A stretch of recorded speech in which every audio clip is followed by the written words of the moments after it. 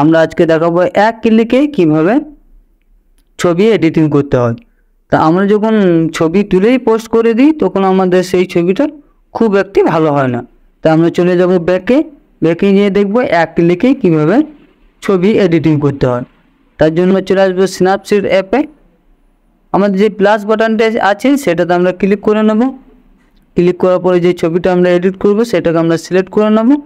Select করার পরে আমরা যে ওপরে যে বাটনটা এরো বাটনটা আছে আমরা এই এরো বাটনে ক্লিক করব। ক্লিক করার পরে আমরা নিচে চলে আসবো কিউআর লক, এটাতে ক্লিক করব। তারপরে লেখা আছে স্ক্যান কিউআর লক, এটাতে আমরা ক্লিক করব। তারপরে আমরা এই কিউআর কোডটাকে স্ক্যান করার পরে আমাদের ছবিটি এডিট হয়ে যাবে। তারপর আমরা চলে যাব এক্সপোর্টে, তারপর আমরা ছবিটিকে সেভ করে নেব। তা আপনারাও এই কিউআর কোডগুলো কীভাবে পাবেন আজ চলুন দেখিয়ে দিই। চলে আসবো আমরা মোবাইলের ক্রোম ব্রাউজারে। ক্রোম ব্রাউজারে এসে আমরা সার্চ করব স্ন্যাপসিড কিউআর কোড।